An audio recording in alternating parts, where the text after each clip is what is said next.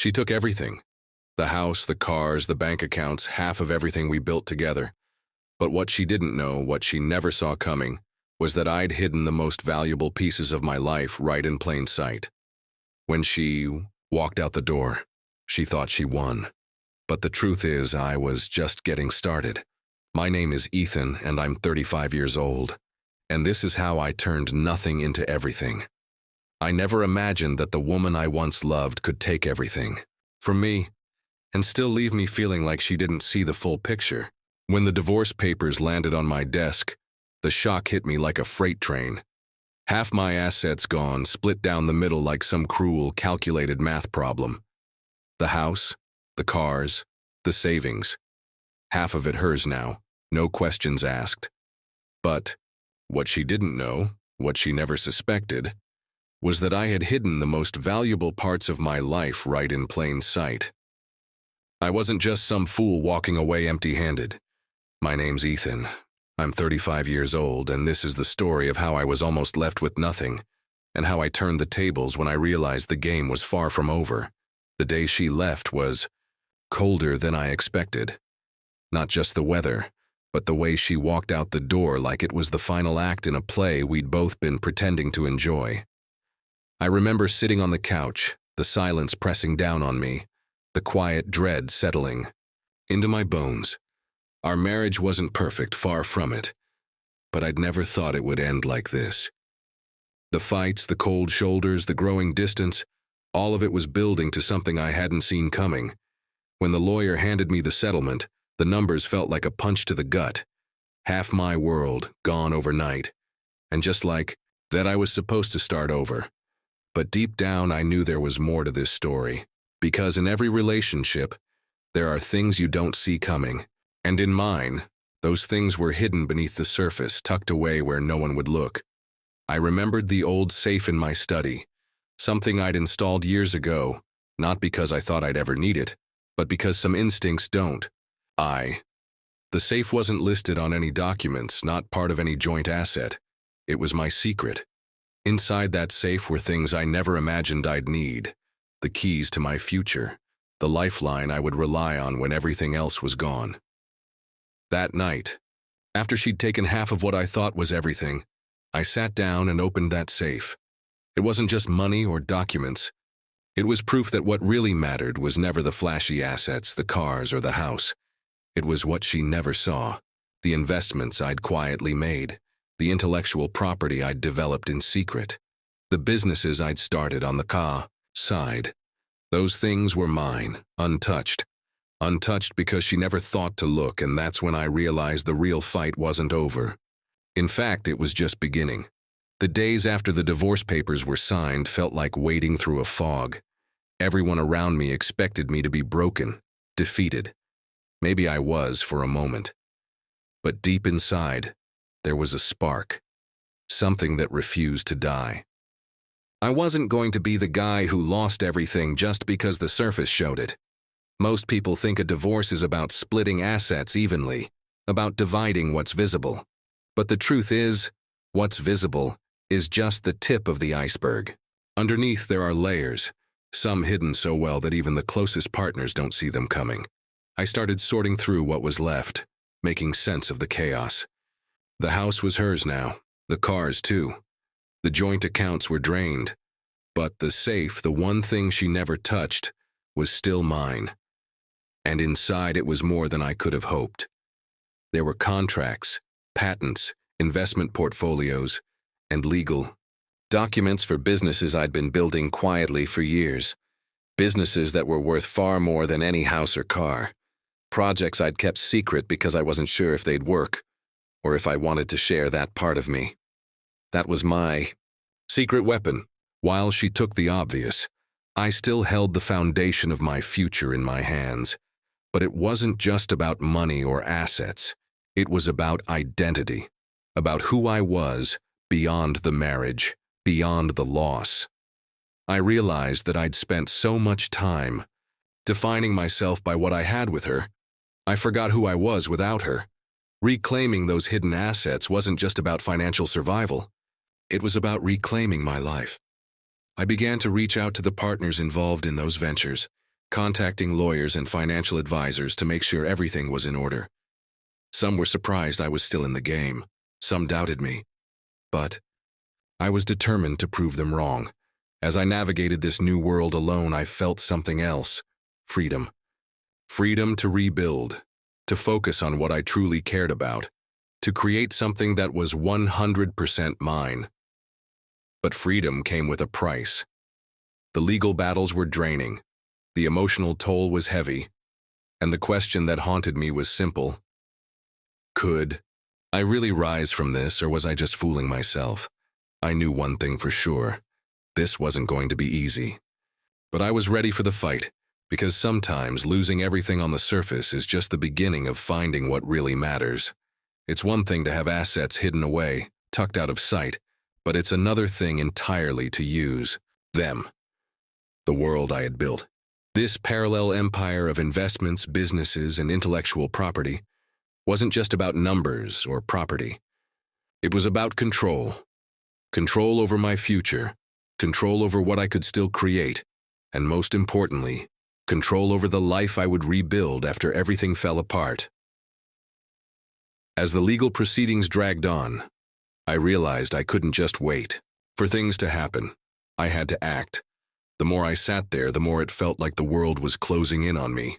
My ex, the one who took half of everything, was already moving on, living her new life with the person she'd been seeing on the side for months before the divorce papers were even signed. She'd moved into a new apartment, all smiles and fresh starts. Meanwhile, I was stuck in this whirlwind of paperwork, lawyers, and sleepless nights. But in those quiet moments of reflection, I knew she had made a critical mistake. She had taken what was visible, the house, the cars, the bank accounts, but she had overlooked the things that really mattered, the things I built before I even knew what the next step would be. Those were mine. Those were the things I would use to build myself back up. My first real move was to reinvest the funds I'd stashed away into something more tangible, something that would give me leverage. I didn't just want to recover, I wanted to thrive. I restructured my portfolio, flipped certain investments into long-term, high-return assets, and reached out to a few key contacts I'd made over the years. People who believed in my vision, my work ethic, and my ability to make something out of nothing. It was slow at first. One email here, a phone call there. But as the months passed, the pieces began to fall into place. I launched a few small projects and started to see them grow. There was something thrilling about it, watching something you'd spent years quietly building start to take shape in front of your eyes. It was almost like watching a new life unfold, a life that had nothing to do with her or the mess we left behind.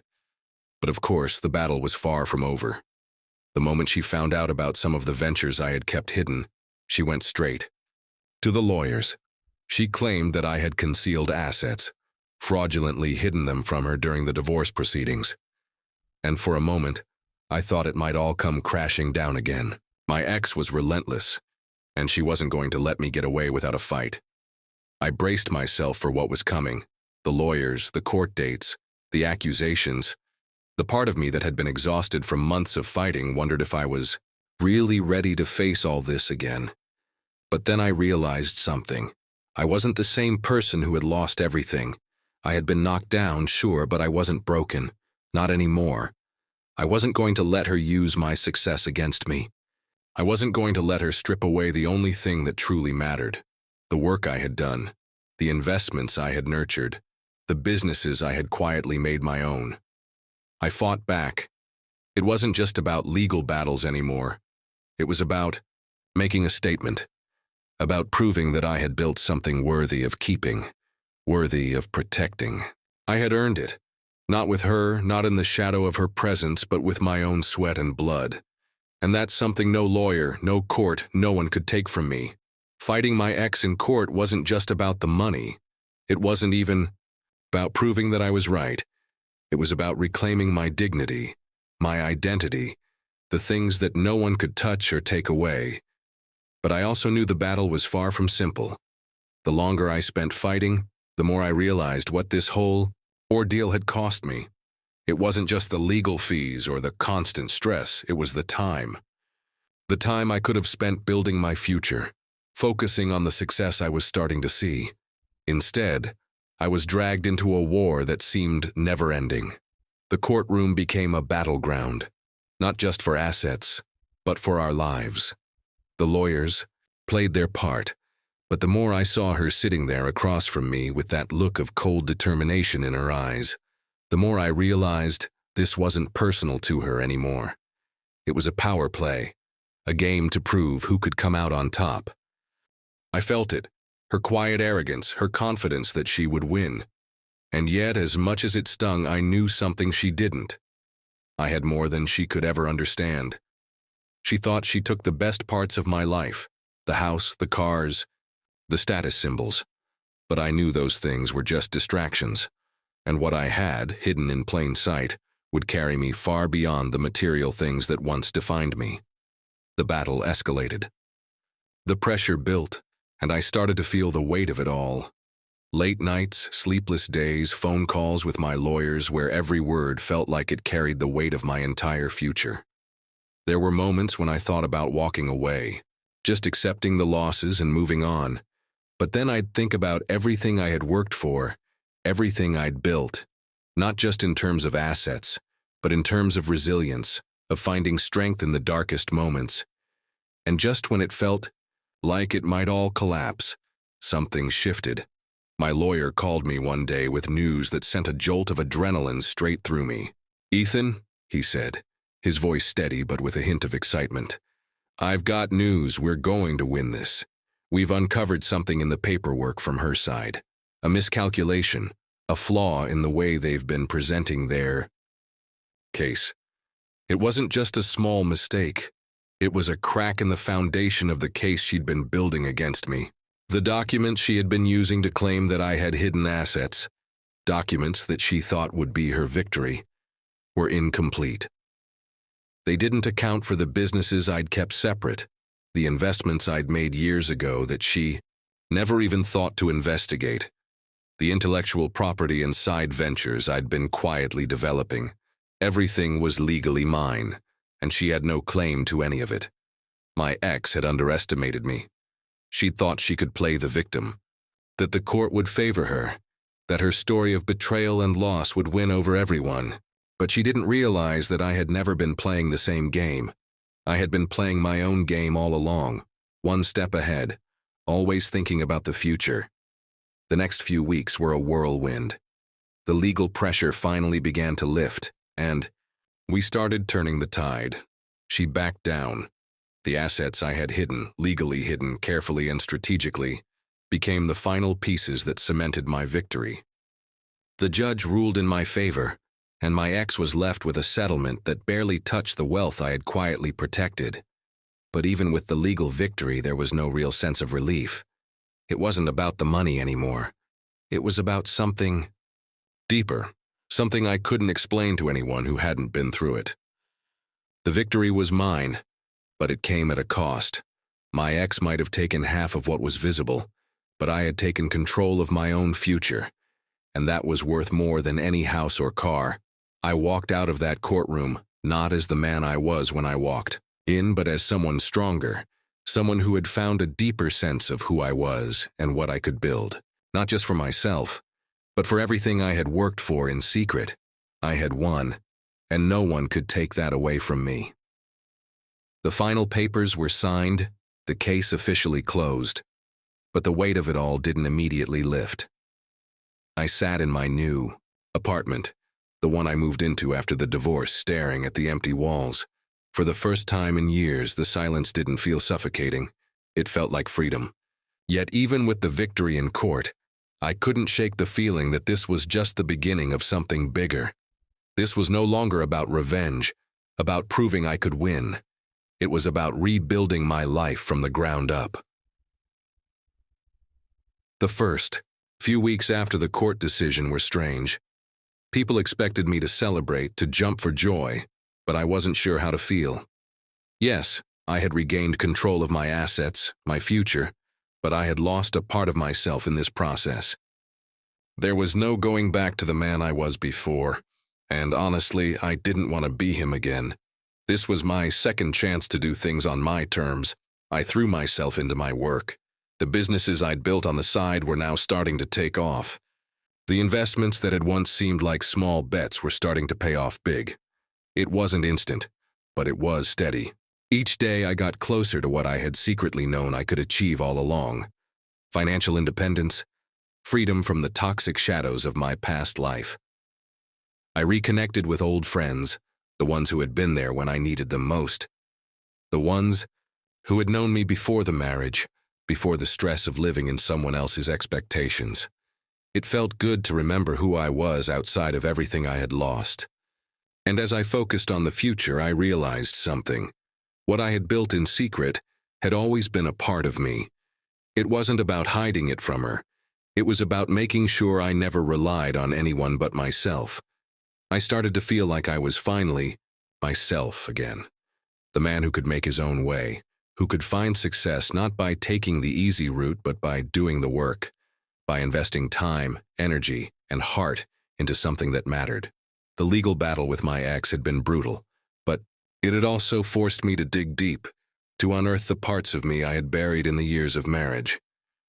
The things I thought I'd left behind, those hidden assets, those ventures I had quietly nurtured, they weren't just financial tools. They were part of my essence, part of what made me, me. The victory wasn't the end. It was a starting line. But this time I was running my own race. I didn't just want to get back to where I was, I wanted more. I wanted to build something lasting, something that was entirely mine.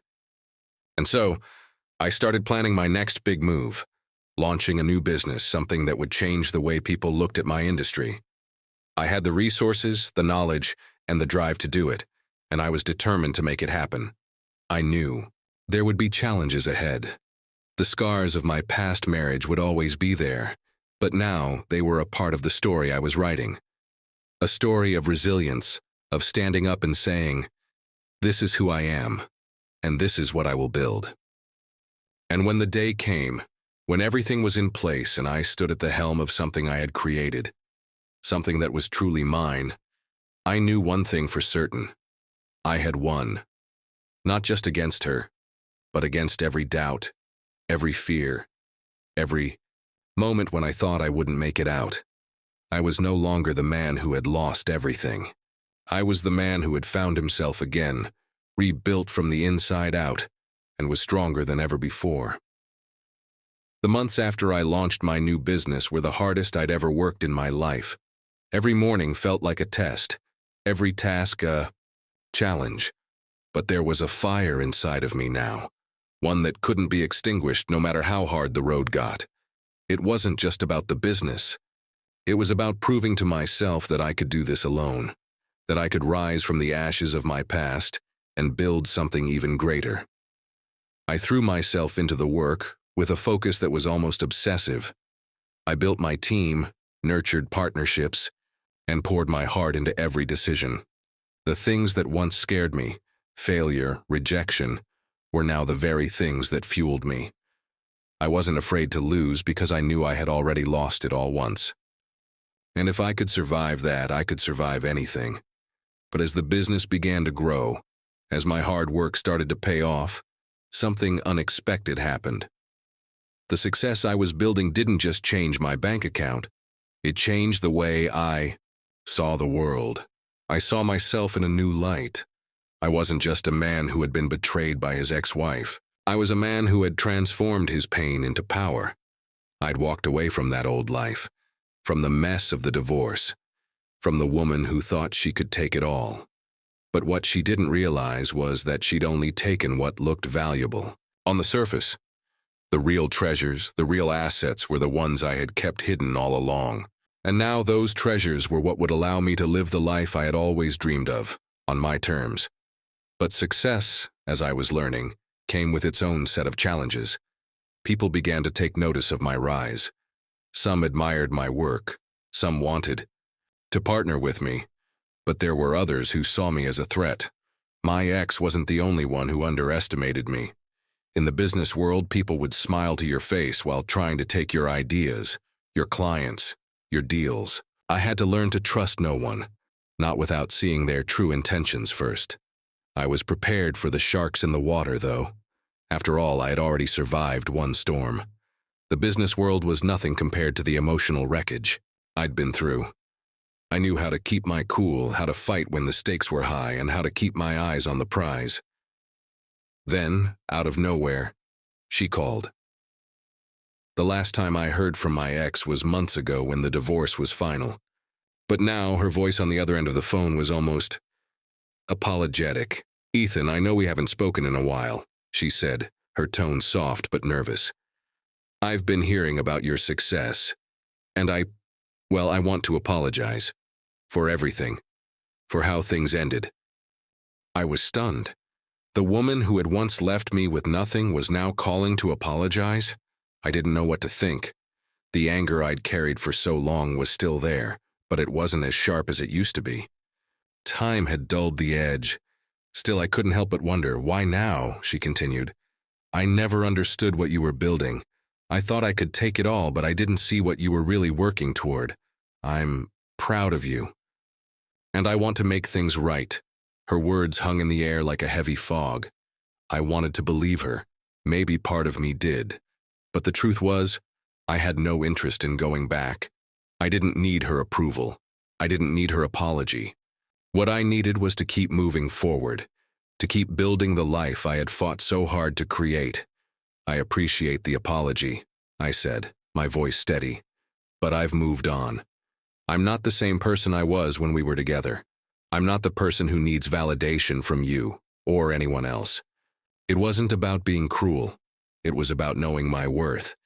It was about understanding that my success wasn't about proving anything to her. It wasn't about revenge. It was about making sure that I was the one who controlled my destiny. She didn't say much after that. A soft goodbye, and the line went dead. I hung up the phone, sitting there for a moment, processing it. The chapter of my life with her was closed. I didn't need her to see me succeed. I didn't need her approval.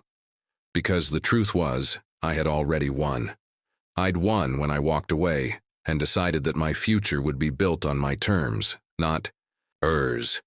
And with that, the last remnants of my past were behind me. I could finally move forward, not as the man I was when I was married, not as the man who had been betrayed, but as the man I was becoming, unstoppable, unshakable, and finally, free. The weeks that followed that phone call were a blur of work, growth, and quiet reflection. My business continued to expand, steadily becoming a force in the industry. The investments I had quietly nurtured paid off in ways I could never have predicted, and for the first time in years, I woke up each day with a sense of purpose, not just to survive, but to thrive. I had built this life from the ground up, and nothing about it was by accident. Every choice, every setback, every triumph had led me to this point. And I was no longer defined by the past, by my ex, or by the half of my assets she'd taken. It was hard to put into words the kind of freedom I felt now. Freedom to make decisions without being tied to anyone's expectations. Freedom to build the life I had always wanted without fear or regret. I was no longer chasing after a fleeting sense of validation from someone who had once been my partner. The only validation I needed was the one I gave myself each day when I took another step forward. In the evenings, I would sit on the balcony of my apartment, watching the city lights twinkle in the distance. I'd think about how far I had come from the man who had once been left with nothing, staring at a pile of divorce papers. The memories of that time still stung, but now they felt more like distant echoes. They no longer had the power to control me. I had taken back the reins of my life, and I wasn't letting go. There were moments when I caught myself smiling just from sheer disbelief. I had gotten through the hardest thing I'd ever faced and come out the other side stronger than I could have ever imagined. The bitterness and pain that had once threatened to swallow me whole were now replaced with a quiet confidence. Then, one evening, as I was reviewing some new partnership offers, I received a message from an unexpected source. My ex. It was a brief note, one that took me by surprise. "Ethan, I've been following your progress. I just wanted to say, I see now what you were trying to build, and I'm glad to see you doing well. I hope you've found the peace you were searching for. I didn't know how to feel at first. I wasn't angry. I wasn't even resentful anymore. All I felt was a quiet sense of closure. She had taken what she thought was valuable, but I had taken back so much more than she ever understood. The truth was, I didn't need her apology. I didn't need her to acknowledge my success. The person who needed to see my progress most had always been me, and I had seen it. I had watched myself rise from the depths of despair to a place of strength, of resilience, of control. I didn't reply to her message, because for the first time, I realized something crucial. It wasn't about her anymore. It never truly had been. This whole journey had been about reclaiming myself, my life, my power. The assets I had hidden in plain sight weren't just physical. They were my passion, my work ethic, my ability to adapt, and my refusal to let anything or anyone define my future. What I had built now wasn't just wealth. It was a life I could be proud of, a life I had created for myself, with my own hands. The journey had been hard, yes. It had been painful. But it had been worth it. I looked out over the city one last time that evening, letting the peaceful quiet settle around me. The man I was now had everything I needed. I wasn't just a survivor of a broken marriage. I was someone who had risen from the ashes and created something better than I ever thought possible. And in that moment, I realized something even more profound.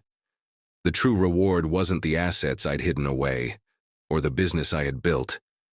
It was the peace I had found within myself, the freedom to be who I was meant to be without anyone else's shadow hanging over me. I had won, and no one could take that away.